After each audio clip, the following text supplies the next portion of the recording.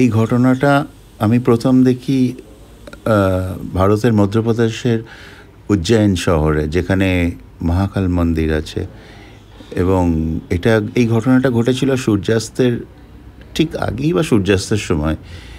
অদ্ভুত আমার কাছে লেগেছিল প্রথমে, বাট ওখানকার লোকেদের রিয়াকশন খুবই স্বাভাবিক ছিল, অ্যাজ ইফ রোজই দেখে। এটাকে আমি পরে গুগলে সার্চ করে দেখেছিলাম, এই ফেনোমেননটাকে ওরা ম্যামোরেশন বলে।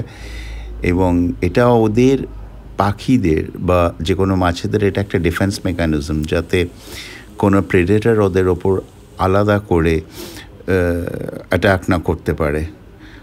আর এছাড়াও ওরা নাকি কোথায় কাছাকাছি খাবার পাওয়া যায়, খাবার অ্যাভেলেবল, এই সমস্ত নিয়েও নাকি ইনফরমেশান এক্সচেঞ্জ করে যখন ওরা এইরকমভাবে উঠতে থাকে।